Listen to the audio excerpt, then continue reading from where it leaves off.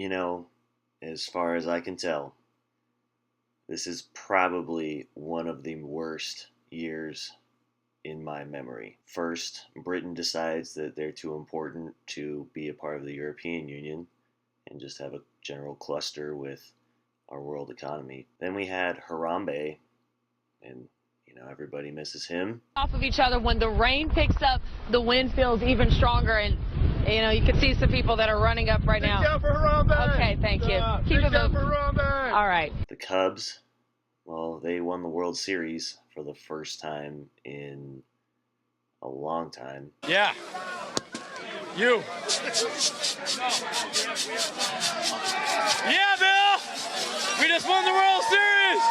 You had Prince, Harper Lee, David Bowie, and Nice suit. John Phillips, London. I have two myself. Rumor has it Arafat buys his there. it's Christmas time. You can't not show a Die Hard clip. We had a 2-year-old boy who got eaten at Disney World by an alligator, and Ryan still tries to convince me that Florida is safe to live in. And then the world's most notorious internet troll. Wrong. That is absolutely wrong. Proved over and over again. Wrong. Is soon to be the leader of the free world. And finally, I am managing the Cleveland Browns of fantasy football. Disappointed! I am 0-10, and it's just not looking like it's going to be in the cards for me to ever win a game this season.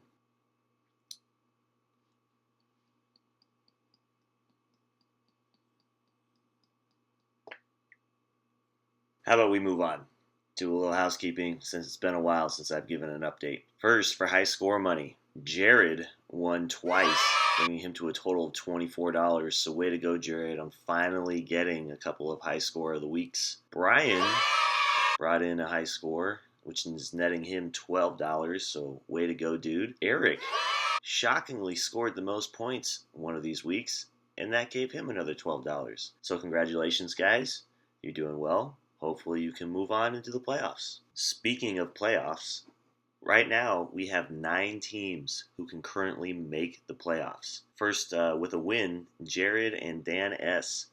will be most likely cementing their place in the playoffs. They're pretty solid, and Jared looks like he's going to make it no matter what, because he's remained dominant pretty much this whole year, and he's my Vegas favorite for winning the title. Then we have Evan, Kevin, and Andy, who are all looking promising. They're above 500, but they're going to need to win to keep those spots. Andy has been falling apart recently. The last 2 weeks have been losses for him, so the curse of Johnny Football is well and alive with his team. He just picked up Martavius Bryant, Ray Rice, and Tim Tebow, so he probably isn't too happy about being the San Francisco Giants of our fantasy football league this year. Then there's Brian, Ryan, Matt, and Eric, who are all 5-5, and they're all battling for the number 6 spot in the playoffs. Right now, Brian has the spot because he scored the most points out of all 4 of those guys. But, anything could happen in these last 3 weeks, especially since they're all 5-5. And honestly, as long as Matt and Eric don't make the playoffs, I'm going to be pretty happy. All in all, having 9 teams that are in contention out of 12 is pretty cool. I've never been in a league where this many people have been playing, 1, and 2, have been able to have a shot for the playoffs. So kudos, guys. You all whooped my butt this year, and thanks for making it at least fun for everybody else. Just some reminders for you. The league trading deadline is coming up this Wednesday, November the 23rd. But honestly, with all the trade offers you guys have thrown my way, none of you are going to trade with each other. Even though my team sucks, you all still tried to trade rate me. So if that's any indication, I'm pretty sure you're even more ruthless with the rest of the people out there. We are going to do a meetup, whether that's during the regular season or the playoffs. It's up to you guys. So reply in the email about which Sunday would work best for you. Jared has offered up his house, which to me sounds a lot better than sitting at a bar, having to pay a lot of money for beer and dealing with other people.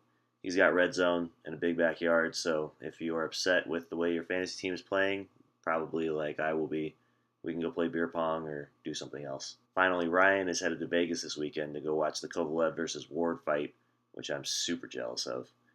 So if you have any bets you need made, feel free to hit him up with some cash. So good luck this weekend, guys. And if you're playing me, I really hope you don't lose, because that is just going to be shameful.